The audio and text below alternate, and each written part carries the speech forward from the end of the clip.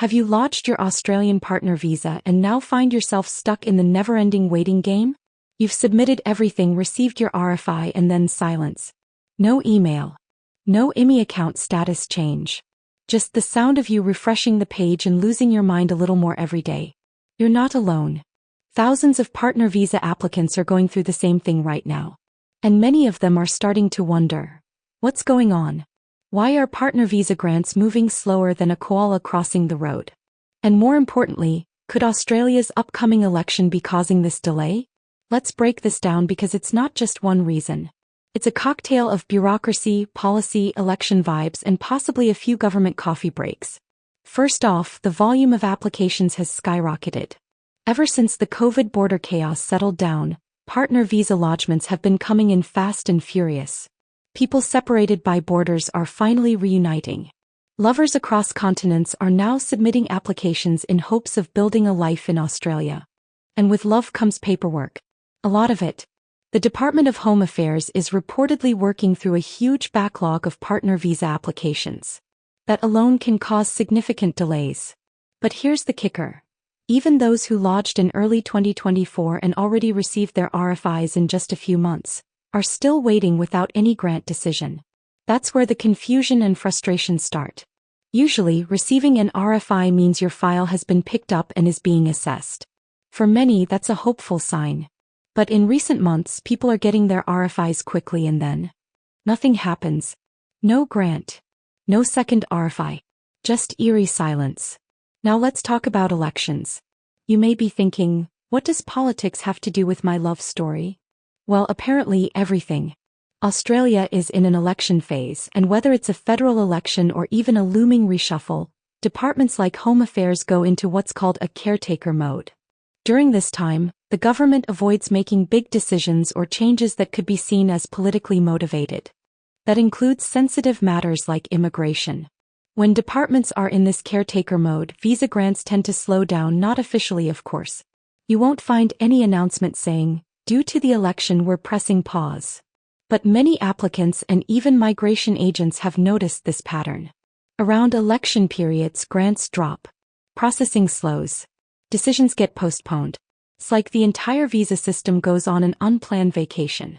Let's not forget the budgeting angle. The Australian federal budget usually comes around May, and that's when visa quotas, immigration priorities, and departmental funding get reviewed.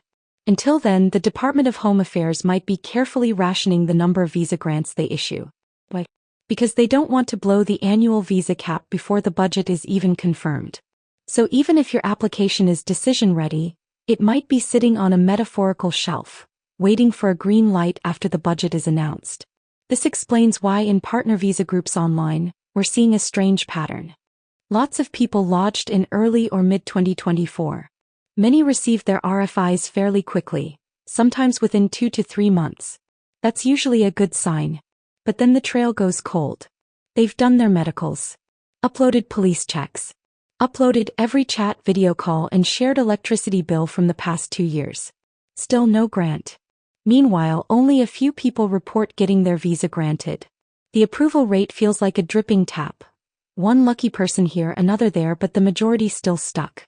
Some speculate that the department is prioritizing onshore applicants, those already in Australia on temporary visas. There's some logic to this, as the government may see it as a way to reduce reliance on bridging visas and stabilize domestic relationships first. Offshore applicants, like subclass 309 visa holders, seem to be getting lower priority at the moment. But again, no official confirmation. Just patterns noticed by thousands of frustrated lovers scrolling through visa timelines on social media at 3 a.m.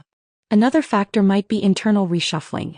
Sometimes the immigration minister or the department undergoes staff changes. Or internal systems get updated. Or there's a policy shift coming that hasn't been announced publicly yet. And all of these can lead to slowdowns that we, on the outside, don't even see coming. It's like watching a cake bake but the oven keeps turning off and no one tells you why. Now, what does this mean for you? Should you give up hope? Absolutely not. In fact, many partner visas are still getting approved within 10-12 months, especially if your case is strong, your documents are complete, and there are no red flags. But you might need to brace yourself for the reality that the average timeline is stretching a bit right now. The best thing you can do is make sure your application is truly decision-ready. That means submitting your police checks, medicals, and every piece of relationship evidence they could possibly want before they ask. Respond to your RFI as quickly as possible and triple-check that you didn't miss any documents. Upload everything from joint bank statements to joint travel plans. The more complete your application, the better chance it has of moving forward when the department starts moving again. If you're experiencing genuine hardship, emotional distress, separation from children, financial difficulties, you can also submit a compassionate request to the Department of Home Affairs. It's not guaranteed to work, but in some cases, it has helped trigger faster processing. And one more thing, don't let comparison ruin your peace. Just because someone who applied after you got their visa doesn't mean something is wrong with yours. Every case is different. Maybe they were onshore. Maybe they had a fast-track agent. Maybe their relationship was as clear-cut as Vegemite on toast. Maybe yours had a few more moving parts. Either way, focus on what you can control, making your application solid, staying updated, and mentally preparing for the possibility of a longer wait. Let's be real. The partner visa journey is one of the most emotionally draining processes anyone can go through. It's not just paperwork, it's your relationship, your future, your stability. And being stuck in limbo, not knowing when you'll finally be reunited with your partner, is incredibly difficult. So it's completely valid to feel frustrated, sad, or even angry about the delays. You're not alone. If the upcoming election is playing a silent role in this slowdown, all we can do is wait for the storm to pass. Once the election is over, once the budget is revealed, and once the departments resume full activity, we may start seeing an uptick in grants again. It's happened before. It will likely happen again. Until then, keep hope alive. Your love story isn't cancelled, it's just on hold. And one day, soon enough, you'll hear that glorious notification, partner visa granted. And trust me, when that day comes, it'll feel like winning the visa lottery and the Eurovision Song Contest at the same time.